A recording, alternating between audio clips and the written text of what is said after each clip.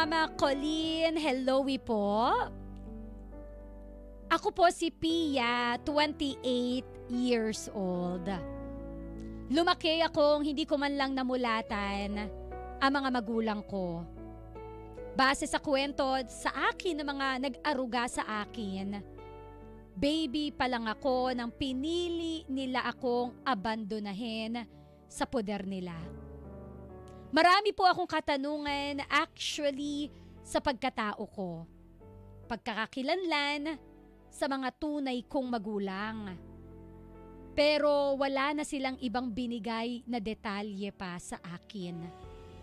Dahil oo, kinupkop nila ako, pero sadyang naging malupit sila sa akin. Ang kinalakihan kong pamilya, hindi ko man lang maramdaman na talagang minahal nila ako.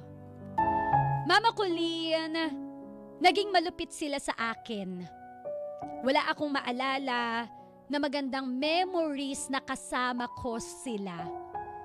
At ang tanging naaalala ko ay yung kapag may outing o magbi-beach o kaya gagala, sila lang.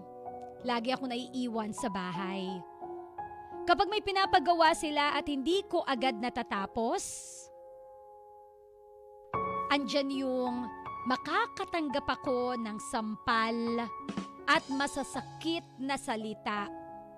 Pabigat ka lang sa bahay na ito. Paulit-ulit kong naririnig yun, kaya nang minsang magkaroon ako ng tsansa na umalis sa bahay ng kinalakihan kong pamilya, ginawa ko, hindi na po ako nagdalawang isip. Dahil pagod na rin po ako. May pangarap din po ako na makapagtapos ng pag-aaral na hindi naman nila maibigay sa akin. Dahil inaalila lang naman po nila ako. At di man lang din nila ma-appreciate yung ginagawa ko para sa kanila. Kaya mga bandang 3:00 ng madaling araw, pumuslit na ako paalis sa demonyong bahay na yun at hindi ko alam kung saan ako pupunta. Sabi ko, bahala na. Mama Colleen, nakalayas na ako sa impyernong bahay na yon. Sa mga taong nagpalaki sa akin, pero hindi naman ako tunay na minahal. Sakali ako natutulog, palipat-lipat kung saan maabutan. Nangangalakal ako ng basura, nangongolekta ng bote at dyaryo o bakal na pwede kong ibenta sa mga junk shop. Nakukuriputin ka pa. Oh no! Alam naman nilang yun lang yung pinagkakakitaan ko, lolokohin ka pa. Oh no! Kaya minsan ang ginagawa ko, hahanap ako ng ibang junk shop na alam kong hindi ako dadayain sa dapat nakita ko nung araw na yon. Hanggang sa nagkaroon ako ng puhunan. Bumili pa ng mga pwedeng pagkakitaan. Pinaikot ko ang pera. At unti-unti bumabangon. Mama Colleen, hindi madali pero noong mga panahon na yon, laman din ako ng simbahan. Nananalangin na huwag niya sana akong pabayaan. Pinabayaan na nga ako ng mga magulang ko eh. Hanggang isang araw, sinubukan kong mag-apply sa isang karinderya. At sa awa ng Diyos, tinanggap ako ng may-ari nito. Sabi ko noon, kahit papaano ay may mabubuti pa rin pala talagang nilalang sa mundo. Dahil sa pamamasukan ko sa karinderyang iyon, pinayagan nila ako na magstay in sa kanila. Hindi na ako sa lansangan natutulog. Dito na rin ako bumuo ng idea na mag-aaral ako para sa kinabukasan ko. Wala naman din kasi akong ibang aasahan kundi sarili ko lamang. Yung amo ko sa karinderya, open-minded naman, na gumawa siya ng schedule na babagay sa magiging schedule ko sa school na papasukan ko. Hindi po naging madali. Andyan yung bukod sa pagtatrabaho ko sa karinderya, nagbebenta ako ng kung ano-ano sa eskwelahan. Sakto na pinapayagan ako ng school na magbenta during recess time. Wala akong pakialam sa sinasabi ng iba kong classmate noon. Oo, nakakahiya.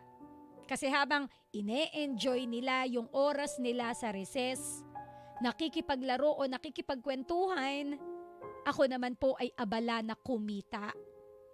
Opo, naiinggit ako. Pero alam kong di naman ako bubusugin ng inggit na yon, Mama Colleen. Kaya kahit nakakahiya, sabi ko, sige lang. May mga gabi na pinanghihinaan ako ng loob. May mga gabing ang sama-sama ng loob ko sa mga magulang ko. Mga gabing awang-awa ako sa sarili ko na kung hindi sana ako pinabayaan ng magulang ko, di sana hindi ako nahihirapan ngayon.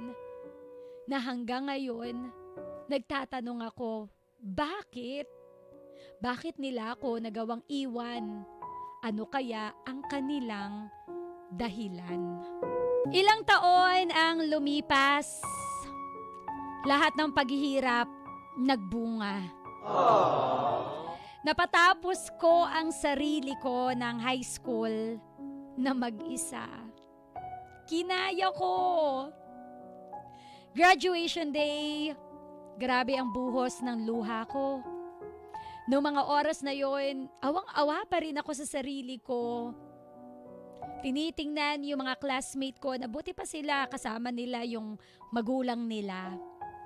Yung mga panahon na rin yun, sana na-enjoy ko lang yung kabataan ko. Pero ganun talaga. Ang mahalaga ng mga oras na yon, lahat ng hirap, lahat ng pinagdaanan ko, nagbunga. Grabe, Mama Colleen, iba po yung saya. Noong mga oras na yon, how I wish nandun yung mga magulang ko para masaksihan nila ang naging tagumpay ko. At sa totoo lang, masama man ang aking loob, naghahangad pa rin ako na makilala sila. Pero itinataas ko na lang kay Lord ang lahat. Ang mahalaga ngayon, meron akong diploma. At gagawin ko itong instrumento. Yung mga pinagdaanan ko para magtagumpay pa sa buhay. At opo, patuloy akong mangangarap.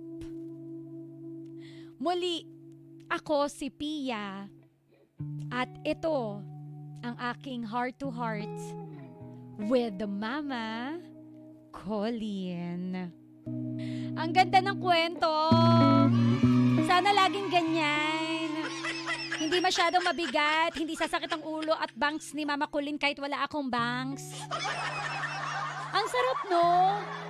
Alam mo, minsan talaga, it's really okay not to be okay. Yung maranasan mo yung buhay na hindi komportable. Yung maranasan mo gaano yung hirap ng buhay. Yung maranasan mo na mahirapan ka talaga. Okay po talaga yun eh. Kasi eventually, sa kabila naman lahat ng hirap mo, ang dami mong matututunan na magagamit mo pagdating ng panahon. 'Di ba? Ang dami mong babaunin, ang dami mong magiging instrumento para mas lalo kang maging matatag, para mas lalo kang lumaban sa buhay. Na parang masasabi mo na, oo, nahirapan ako, grabe yung mga sacrifices ko, hindi ko na-enjoy yung kabataan ko, hindi ko na-enjoy yung ine-enjoy na mga kasing edad ko. But eventually, alam mo, yan ang mas nagpatibay sa'yo. Yan ang mas nagbigay ng reason para sa'yo na lumaban. Yan ang humasa sa'yo para ikaw ay isang maging matalim. Kumbaga, 'di ba? Kaya somehow, Huwag nating sinisisi na yung ano man yung nangyari sa nakaraan natin. Huwag tayo palaging magsabi na, kasi magulang ko iniwan ako then hahayaan na natin yung future natin. Hindi po natin hawak yung nakaraan. Hindi po talaga natin hawak yan. Pero hawak natin yung kasalukuyan, hawak natin yung pwedeng mangyari sa future, kung ano yung gagawin natin sa kasalukuyan. Nagets mo? 'Di ba? Hindi na natin kontrol Iniwan na tayo ng magulang natin. Alangan namang magtambay-tambay na lang ba tayo? Lalo nating aksayahin yung buhay natin. 'Di ba? Alangan namang mas wala na rin namang kwenta yung nakaraan ko So, what's the use para magmabuti ako ngayong present na ito? No. Let's always remember this. Pwedeng maging maganda ang kinabukasan natin. Basta pagbutihin lang natin yung present natin. Sabi nga, kilos ka lang ng kilos kasi nasa tao ang gawa. At the end of the day, nasa Diyos ang awa. Ibibigay at ireregalo ni Lord sa'yo yung bagay na alam niya na deserve mo. Yung bagay, yung ginhawa na alam niya na pinagpaguran mo, na alam niya na pinaghirapan mo. Hindi man ganun kadali, hindi man ganun kabongga na parang ang tagal naman ng proseso.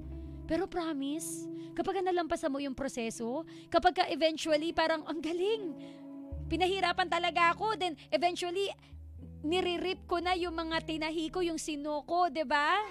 Ang sarap lang talaga. And your story, Pia, is a real testament na sa mundo walang imposible. To God, it's not impossible. 'Di ba? Imposible po talaga sa kanya 'yon. Tayo lang yung minsan na tumitingin ng, imposible naman 'yan. Mahirap lang tayo, wala na 'yan. Talagang ganito na tayo habang buhay. May mga ganung mindset Minsan titingnan mo talaga, it's all in the mind talaga. 'Di ba? Minsan titingnan mo na lang na parang masyado ka kasing tinatalo ng dinidikta ng utak mo, wala ka pang ang ginagawa. Pero kapag sinamahan mo po ng gawa at paniniwala, maniwala ka. Walang imposible kay Lord. Kayang-kaya mo yan. So katulad ni Pia, grabe yung pagkalugmok niya, pero grabe rin yung naging motivation niya para bumangon at patunayan na kaya niyang bumangon without yung kaniyang mga magulang. Kaya congratulations, Pia! And sobrang salamat sa ibinahagi mo sa amin ngayon. Lalo na ngayon na may mga tao na nawawalan ng pag-asa. May mga tao na parang gumigising, pagod, nagtatanong, kailan ko kaya makakamit yung ginhawa? Maniwala kayo, makakamit mo yan. Basta go lang ng go.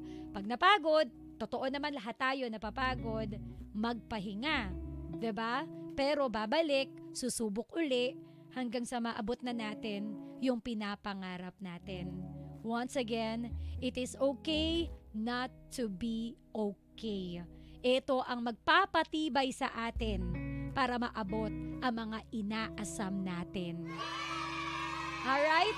Huwag maubusan ng pag-asa. Manalig sa pangarap. Ka-winner! Yan po ang kwento ng ating ka-winner bebe ko na si Pia, 28 years old.